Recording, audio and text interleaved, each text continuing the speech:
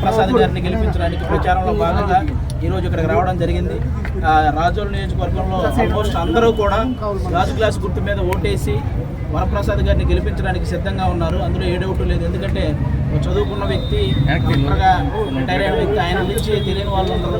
కాబట్టి అలాంటి వ్యక్తి వస్తే ఈ నియోజకవర్గం అభివృద్ధి ఎంత జరుగుతుందో అందరూ ఊహించగలరు. ఎందుకంటే ఇంతకుముందు గెలిచిన వాళ్ళకి కనీసం అసెంబ్లీలో మైక్ కూడా ఇవ్వలేదు అలాంటి పరిస్థితి. కానీ వరప్రసాద్ గారు లాంటి వ్యక్తి గెలిస్తే ఖచ్చితంగా అసెంబ్లీలో ఆ మైక్ తీసుకొని ఈ సమస్యల గురించి మాట్లాడే సత్తా ఉన్న నాయకుడు అనమాట ఆయన. కాబట్టి అలాంటి వ్యక్తిని అందరూ గాజు గ్లాస్ గుర్తు మీద ఓటేసి గెలిపించాలని, అలాగే ఎంపీ అభ్యర్థి అయినటువంటి మన బాలయోగి గారి అబ్బాయిని కూడా సైకిల్ గుర్తు మీద ఓటేసి గెలిపించాలని మనస్ఫూర్తిగా కోరుకుంటున్నాను. Thank you. జనసేన అధినేత పవన్ కళ్యాణ్ తరఫున ప్రచారం చేసేందుకు మెగా హీరో వరుణ్ తేజ్ ఈరోజు పిఠాపురం చేరుకున్నారు. ప్రస్తుతం మనతో ఉన్నారు. ఆయన అడిగి సరే దేవుని ఏం కోరుకున్నారు? అది ఇక్కడ వచ్చిన పని మా బాబాయ్ ఇక్కడ పిఠాపురం నుంచి నుంచుంటున్నారు. అండ్ అది చాలా మంచి విజన్తో బాబాయ్ గెలవాలి. బాబాయ్ అసలు పాలిటిక్స్ రానికి ఉద్దేశం మంచి చేద్దామని. సో అలాంటి దానికి మేము అందరం ఒక కుటుంబ సభ్యులాగా బాబాయ్కి అండగా దేవుడు ఆశీస్సులు తీసుకోవడానికి, అమ్మవారి ఆశీస్సులు తీసుకోవడానికి రావడం జరిగింది. బాబాయ్ ఇలా కష్టపడుతుంటే మీకు ఏమనిపిస్తుంది? అసలు మామూలుగా ఆయన ఒక మెగా హీరో కదా, ఆయన ప్రజల కోసం ఇలా కష్టపడితే మీకు ఏమనిపిస్తుంది? అంటే యూజువలీ ఇంట్లో కోసం పనిచేయడం అలా అది చాలా వరకు చాలా చోట్ల చూస్తుంటాం. ఇంట్లో తమ్ముళ్ళకి, అక్కలకి, అన్నయ్య, చెల్లికి.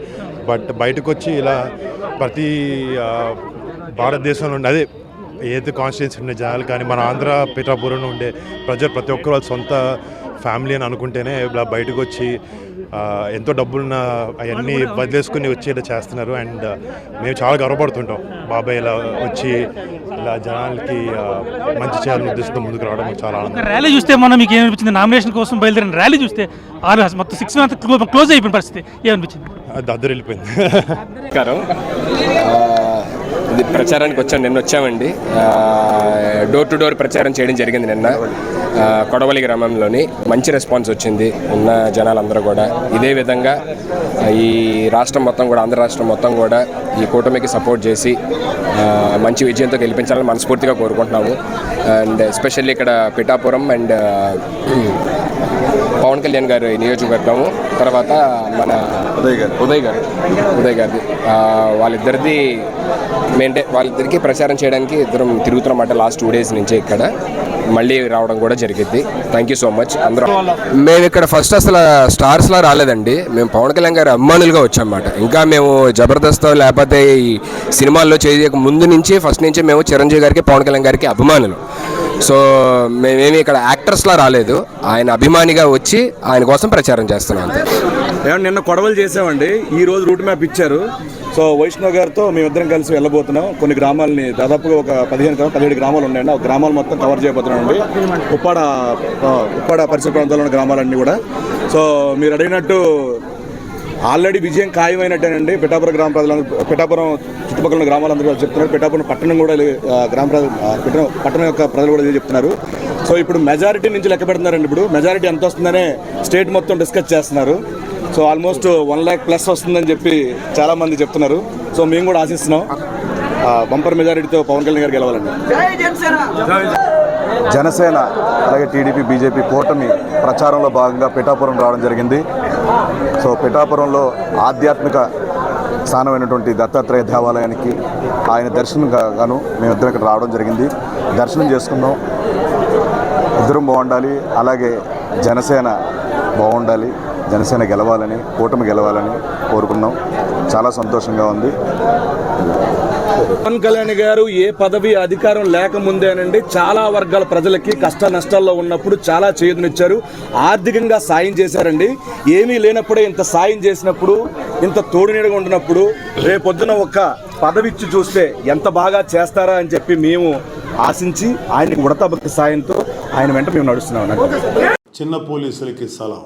పొట్ట కూటి కోసం పోలీస్ అన్నా, మా పట్టులు కొడుతున్నావా బానేసన్నా అని చాన్నాళ్ళ కిందట వేటూరు సుందరరామూర్తి గారు రాసిన పాట విన్నప్పుడు చాలా బాధ కలిగింది. బానిసన్న అనే పదం ఇబ్బంది అనిపించింది. ఎందుకంటే మా నాన్నగారు కూడా యూనిఫామ్ సర్వీస్ నుంచి వచ్చిన వాళ్ళే. కవి ఏ ఉద్దేశంతో రాశారో కానీ నేడు పులివెందుల పెత్తందారు అతని బ్యాచ్ మాత్రం పోలీసుల్ని బానిసల్లాగే చూస్తుంది. తాము చెప్పిందే జగన్ పీనల్ కోడ్ JPC. ఆ ప్రకారం నడుచుకోవాలని తమదైన ముద్రగల బంగారు లాఠీ పట్టుకుని కాకి సోదరుల్ని వేధిస్తుంది. నిజానికి పోలీస్ శాఖలో మరి ముఖ్యంగా కానిస్టేబుల్, ఎస్ఐ, సిఐ స్థాయిలో ఉన్న వారివి థ్యాంక్లెస్ జాబ్స్. దొరగారు స్థాయిలో ఉన్న పెద్ద పోలీసులు చెప్పిన ప్రకారం చేయాల్సిందే. బందోబస్తు చేసినా, విచారణ చేసినా, ఏం చేసినా ముందుగా జనంతో మాటలు పడేది చిన్న పోలీసులే. పైవాళ్ళు వారిపైన ఉన్న పెత్తందారుల నుంచి తిట్లు, చివాట్లు, పనిష్మెంట్లు తప్పవు. మనం ఇంట్లో అన్ని పండుగలు చేసుకుంటాం. న్యూ ఇయర్ సెలబ్రేషన్స్ నుంచి దీపావళి వరకు ప్రతి ఈవెంటు, పండగ మనం వదులుకోం కదా. మరి ఎప్పుడైనా పోలీసుల గురించి ఆలోచించారా? వారికి ఉగాదులు, ఉషస్సులు ఉన్నాయా? పోలీసులకి పండగలు, పబ్బాలు ఉండవు. ఇంట్లో శుభకార్యమైనా, ఏదైనా ఇబ్బంది కలిగినా సెలవు పెట్టి కుటుంబ బాధ్యతలు చూసుకోలేరు. ఎండైనా, వానైనా, ఎంత అర్ధరాత్రి అయినా ఉరుకులు పరుగులు పెట్టాల్సిందే. ఇవన్నీ వారి డ్యూటీలో పార్ట్ అని చెప్పేయడం సులభమే. కానీ పోలీసుల మీద వైసీపీ పెత్తందారులు, అతని గోండా బ్యాచ్ స్వారీ చేయడం గురించి ఒకసారి తెలుసుకోవడం చాలా అవసరం. రాష్ట్రంలో 70,000 మంది దొరతనం కేటగిరీలోకి రాని చిన్న పోలీసులు ఉన్నారు. పులివెందుల పులకేశి గారు వచ్చాక వారి బతుకులు దుర్భరం అయ్యాయి. సదరు పులకేశి గారికి నచ్చిన వాళ్ళు, ఆయన తైనాతీలకు అనుకూలంగా లేని వాళ్లను వేధించడానికి పోలీస్ స్టేషన్లను కేంద్రాలుగా చేసుకున్నారు. కానిస్టేబుళ్లు, ఎస్ఐలు, సిఐలను వైసీపీ వాళ్ళు తమ చేతికర్రలుగా మార్చుకున్నారు. తప్పుడు కేసులు పెట్టిస్తూ, లాకప్లో చిత్రహింసలు పెట్టిస్తూ వాటి వీడియోలు లైవ్లో చూసి వికృతానందం పొందుతున్నారు వైసీపీ ఎమ్మెల్యేలు. లోకల్ పోలీస్ స్టేషన్లో జరిగే పంచాయతీలను ఎమ్మెల్యేలు లైవ్లో చూస్తుంటే, సిఐడి స్టేషన్లో వేధింపులు, బాధుడిని ప్యారిస్లో పెద్దలు చూసి వికటాట్టహాసం చేస్తున్నారంట. వికటాట్టహాసాలు చేస్తూ వికృతానందం పొందే ఈ వైసీపీ బ్యాచ్ వల్ల మాటలు పడేది, క్రమశిక్షణా చర్యలకు బలయ్యేది చిన్న పోలీసులు. చిన్న పోలీసులతో అడ్డమైన పనులు చేయించే ఉన్నతాధికారులకు ఏమీ పోదు. వాళ్ళు చక్కగా శనగలు తిని చేతులు కడుక్కుంటారు. ప్రజల దృష్టిలో పోలీస్ అంటే కానిస్టేబుల్, ఎస్ఐలు. ఎందుకంటే వాళ్ళకి కళ్ళ ముందు కనిపించేది ఎక్కువగా వాళ్లే కాబట్టి. అందుకే ప్రభుత్వం మీద కోపాన్ని కూడా వీరి మీద చూపిస్తుంటారు. ఇన్ని ఇబ్బందులు పడుతున్న చిన్న పోలీసులను సైతం జగన్ ఇన్ని రకాలుగా ఏడిపిస్తూ వంచిస్తున్నాడో మీరు ఎప్పుడైనా ఆలోచించారా? ఒకసారి వినండి. జీతాలు పెంచడంలో, సిపిఎస్ రద్దులో ఉద్యోగులందరినీ ఎలా మోసం చేశాడో పోలీసులను కూడా జగన్ అలాగే ముంచేశాడు. పోలీస్ అన్నలు, నేను రాగానే మీ అందరికీ వారానికి ఒకరోజు సెలవు ఇచ్చేస్తాను అని తీయగా ఎన్నికలకు ముందు చెప్పాడు. మీ వీక్లీ ఆఫ్ ఫైల్ మీద సంతకం కూడా పెట్టేశానని కుర్చీలో కూర్చున్నాక చెప్పాడు. అసలు సెలవిచ్చే ఉద్దేశం ఉంటేనే కదా వీక్లీ ఆఫ్ అమలు కాలేదు. సరికదా? టైము పాడు లేకుండా డ్యూటీలు వేసి పారేస్తున్నాడు. కారణం, పోలీస్ శాఖలో ఉన్న ఖాళీ భర్తీ చేసి కొత్తగా రిక్రూట్మెంట్ చేస్తే ఉన్న పోలీసులకి వారానికి ఒకరోజు సెలవు దొరికేది. ఈ తిక్కలోడు వచ్చాక పోలీస్ రిక్రూట్మెంట్ కూడా సక్రమంగా జరగలేదు. నోటిఫికేషన్ ఇస్తాడు, కోర్టులు కేసులు వేయిస్తాడు, రిక్రూట్మెంట్ అర్ధాంతరంగా ఆగిపోతుంది. 6,500 పోలీస్ పోస్టులు భర్తీ చేసి ఉంటే ఖచ్చితంగా పోలీసులకు సెలవు పెట్టుకునే వీలు సిక్కేది. ఈ మహానుభావుడు సరిగా రిక్రూట్మెంట్ చేస్తేనే కదా. స్టాఫ్ లేరు కాబట్టి డబుల్ డ్యూటీనో, ట్రిపుల్ డ్యూటీనో చేసినా ఏం ఉపయోగం? కనీసం ప్రభుత్వం నుంచి రావాల్సిన జీతాలు టైంకు రావు. అతనికేంటి, గవర్నమెంట్ ఎంప్లాయీ 1వ తారీఖు వచ్చేసరికి జీతం వస్తుంది అని అనుకోవడానికి లేదు. ఈ వైసీపీ పాలన వచ్చాక జీతాలు రావు, డిఏ బకాయిలు ఇవ్వరు. 2018 నుంచి పెండింగ్లో ఉన్న డిఏలు పోలీసులకు ఇవ్వడం లేదు. ఒక్కో పోలీసుకి సీనియారిటీని బట్టి 2 లక్షల నుంచి 5 లక్షల వరకు డిఏ బకాయి పడ్డాడు ఈ దివాలా కోరు ముఖ్యమంత్రి.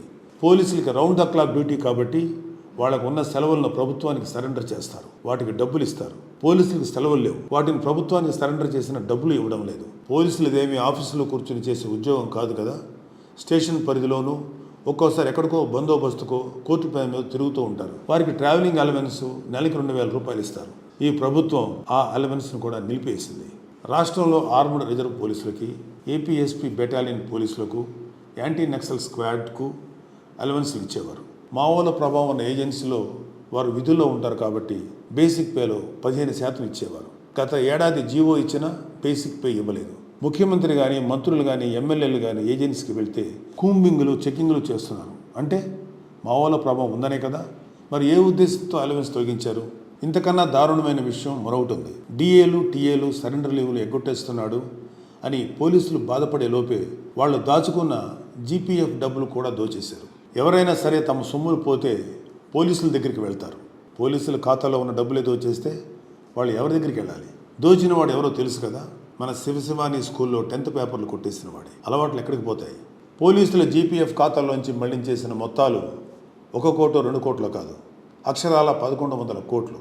పోలీసులు తమ కుటుంబ అవసరాలకు, పిల్లల చదువులకు, పెళ్లిళ్లకు, వైద్యానికో దాచుకుంటూ ఉంటారు. ఆ మొత్తాన్ని తీసుకోవడానికి కూడా అవకాశం లేకుండా చేశారు. పోలీసులను ఆర్థికంగా ఇబ్బంది పెడుతున్న ఏలిన వారు కాకి సోదరుల ఆరోగ్యాలను కూడా కుదేలు చేస్తున్నారు. 80% మంది పోలీసులు బీపీ, షుగర్ లాంటి దీర్ఘకాలిక వ్యాధులతో బాధపడుతున్నారు.